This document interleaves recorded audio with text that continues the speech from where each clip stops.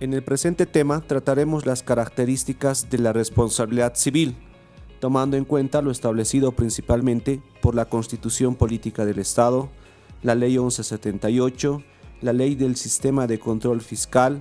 la Ley de Procedimiento Coactivo Fiscal, el Reglamento de la Responsabilidad por la Función Pública, aprobada por el Decreto Supremo 23318-A, y las modificaciones que tuvo a la fecha.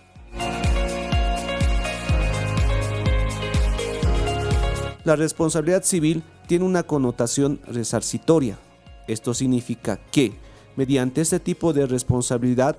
se busca, se repare, se indemnice o se compense un daño de carácter patrimonial causado al Estado. La responsabilidad civil emerge del daño económico al Estado valuable en dinero.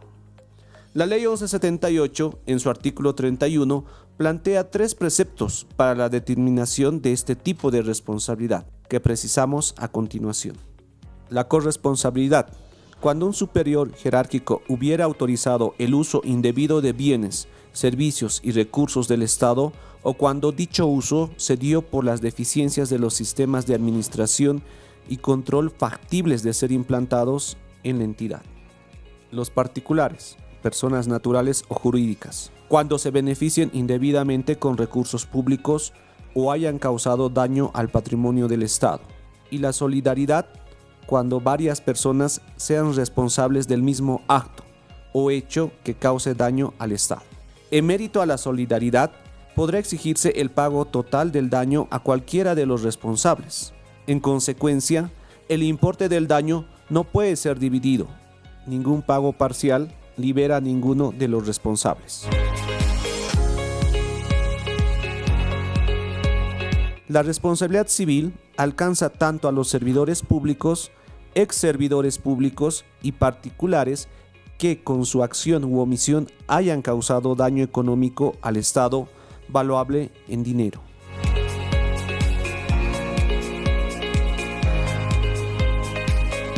Cuando hablamos de responsabilidad civil, debe tenerse en cuenta que, previamente, debe llevarse a cabo un procedimiento en sede administrativa, denominado auditoría de cumplimiento, a efecto de la determinación de indicios de responsabilidad civil. Para, posteriormente, en sede judicial, se instaure un proceso coactivo fiscal, a efecto que un juez competente determine propiamente este tipo de responsabilidad, conforme precisaremos a continuación. En el caso de una auditoría de cumplimiento, se origina en su programación, planificación, ejecución y comunicación de resultados. Para ello, deberá observarse de manera obligatoria las normas de auditoría gubernamental dictadas por la Contraloría General del Estado, las normas de auditoría de cumplimiento y el reglamento para la elaboración de informes de auditoría con indicios de responsabilidad civil. En el caso del proceso coactivo fiscal, este se origina con los informes de auditoría de cumplimiento que determinen indicios de responsabilidad civil, aprobados por el Contralor General del Estado. Así también con el dictamen de responsabilidad civil emitido por la misma autoridad, siendo estos la base para presentar la demanda coactiva fiscal dentro de los plazos legales establecidos al efecto. En el caso de una auditoría de cumplimiento, participarán indistintamente los sujetos pasibles a este tipo de responsabilidad, las unidades de auditoría interna de las entidades, las unidades de auditoría interna de las entidades que ejercen tuición y la Contraloría General del Estado, quien evaluará y de corresponder aprobará los informes de las citadas unidades y que podrá llevar a cabo las auditorías directamente por su cuenta. En el caso del proceso coactivo fiscal, participarán las unidades jurídicas responsables de presentar, tramitar y concluir los procesos coactivos fiscales,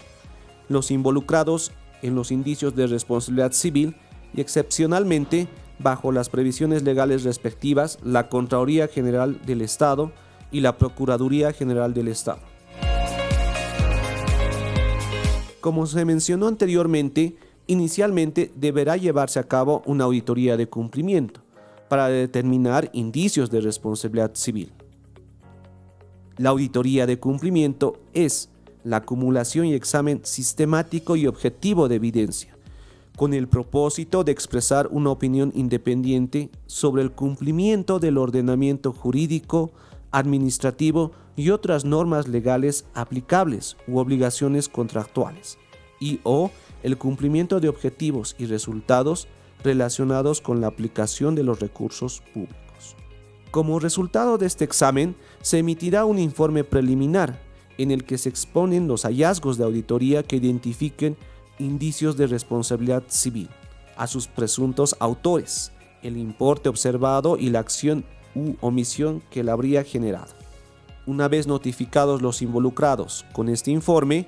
se apertura el procedimiento de aclaración, en el que se recibirá y evaluarán los descargos presentados,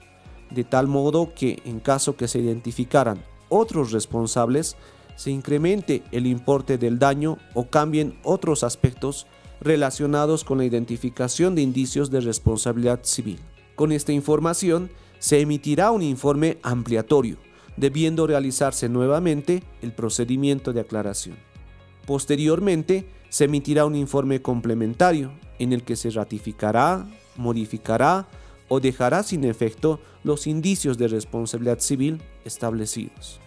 Las auditorías de cumplimiento pueden ejecutarse por la Unidad de Auditoría Interna de las entidades estatales o por la Contraloría General del Estado.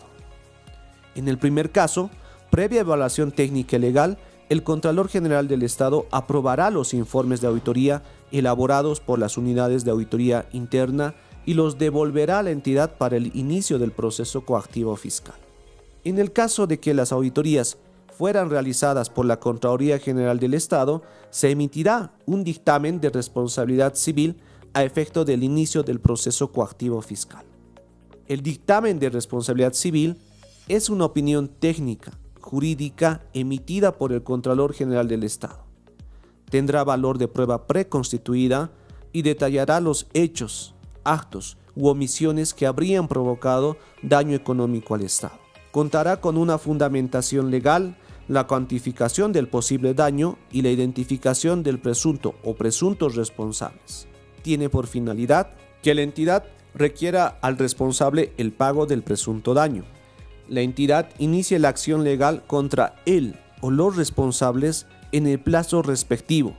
y que la Contraloría General del Estado exprese divergencia en cuanto al monto del presunto daño económico, los presuntos responsables o cualquier otro aspecto contenido en un informe de auditoría interna o externa.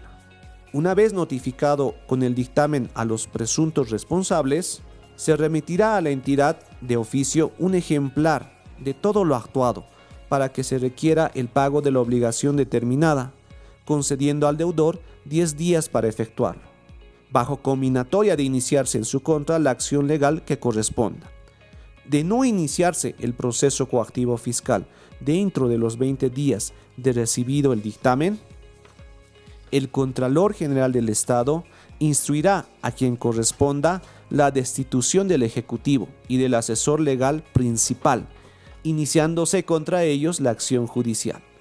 permaneciendo la obligación sobre las nuevas autoridades por los procesos que originaron la destitución de sus antecesores, bajo apercibimiento de iguales sanciones. Asimismo, el artículo 58 del Reglamento de Responsabilidad por la Función Pública señala: en caso de que el máximo ejecutivo de la entidad damnificada, la entidad que ejerce tuición o la dirección colegiada que no iniciare o no prosiguiere las acciones legales pertinentes hasta su conclusión, el Contralor General del Estado requerirá a quien corresponda la destitución del Ejecutivo y del asesor legal principal. La segunda fase consiste en la ejecución del proceso coactivo fiscal. La Ley del Sistema de Control Fiscal, en su artículo 77, define los casos o causales por los que se pueden iniciar los procesos coactivos fiscales. Entre ellos tenemos percepción indebida de sueldos, salarios, honorarios, dietas y otras remuneraciones análogas con fondos del Estado, incumplimiento de contratos administrativos de ejecución de obras, servicios públicos, suministros y concesiones, incumplimiento de contratos no previstos en el inciso anterior y celebrados con las entidades comprendidas en el artículo 3 de la Ley del Sistema de Control Fiscal, en su condición de sujetos de derecho público. Apropiación o disposición arbitraria de bienes patrimoniales del Estado. Pérdida de activos y bienes del Estado por negligencia y responsabilidad de los empleados y funcionarios a cuyo cargo se encuentran. Se podrá interponer una demanda coactiva fiscal con base a los instrumentos con fuerza coactiva suficiente, siendo estos los informes de auditoría emitidos por la Contraloría General del Estado que establezcan cargos de sumas líquidas y exigibles, los informes de auditoría interna aprobados por la Contraloría General del Estado y que establezcan sumas líquidas y exigibles. La suma líquida y exigible se refiere al importe de dinero cuantificado y determinado, cuyo pago puede reclamarse legalmente. La autoridad legal competente para llevar adelante el proceso coactivo fiscal, de acuerdo al artículo 47 de la Ley 1178, es el juez coactivo fiscal, quien, a la conclusión del proceso,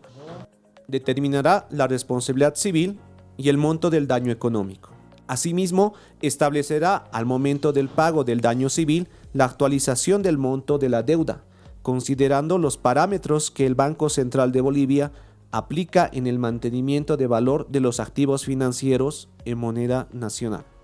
Complementariamente, debemos considerar que, concluido el procedimiento de auditoría de cumplimiento, incluso antes de la admisión de la demanda coactiva fiscal, los presuntos involucrados podrán evitar una eventual determinación de indicios de responsabilidad civil, pagando la suma líquida y exigible establecida como daño económico al Estado. Asimismo, una vez admitida la demanda coactiva fiscal y de optarse al pago, este no se limitará a la suma líquida y exigible establecida como daño económico al Estado, sino que el importe será actualizado de acuerdo a los parámetros que el Banco Central de Bolivia aplica en el mantenimiento de valor de los activos financieros en moneda nacional. Hay que tomar en cuenta que la determinación de responsabilidad civil no libera a los servidores públicos procesados de otros tipos de responsabilidad, como ser las administrativas, penales o ejecutivas. De la misma forma, el resarcimiento del daño económico antes o a la conclusión del proceso judicial en todas sus instancias no libera ni excluye al servidor o ex servidor público de dichas responsabilidades si las hubiere. Finalmente, el artículo 32 de la Ley 1178 establece que si una entidad estatal ha sido condenada judicialmente al pago del daño económico, la entidad repetirá el pago contra las servidoras o servidores públicos que fueran responsables de los actos o hechos que motivaron la sanción. La repetición del pago en el campo legal significa que si un sujeto ha pagado la obligación de otro, puede iniciar una acción legal en contra de los responsables, a efectos de que se le devuelva el pago efectuado. La sanción emergente de este tipo de responsabilidad es el pago de la suma líquida y exigible calificada como daño económico causado al Estado, bajo las condiciones descritas anteriormente. Independientemente a lo indicado, nuestra Constitución Política del Estado, en su artículo 234, numeral 4, indica que para acceder al desempeño de la función pública se requiere no tener pliego de cargo ejecutoriado pendiente de cumplimiento, es decir, de haberse establecido responsabilidad civil contra un servidor o ex servidor y particular, estos no podrán acceder al ejercicio de la función pública mientras no paguen el daño económico que provocaron al Estado y que se consigna en el pliego de cargo ejecutoriado, emitido a la conclusión de un proceso coactivo fiscal.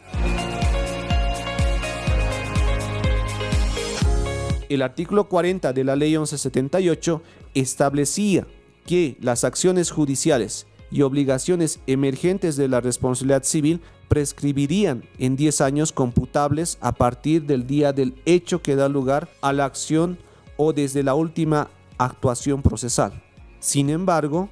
la Constitución Política del Estado, promulgada el 7 de febrero del 2009, en su artículo 324, estableció que no prescribirán las deudas por daños económicos causados al Estado. Asimismo, el Tribunal Constitucional Plurinacional, con sentencia 0790/2012, del 20 de agosto de 2012, declaró la inconstitucionalidad del artículo 40 de la Ley 1178, al quedar desfasada del nuevo orden constitucional vigente, produciéndose un típico caso de inconstitucionalidad sobreviniente. Bajo estos antecedentes, se concluye que la responsabilidad civil no prescribe.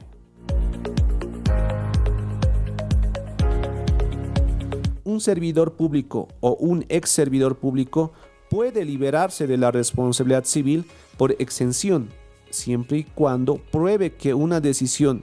que podría haber provocado daño al Estado valuable en dinero fue tomada en procura de mayor beneficio y resguardo de los bienes de la entidad,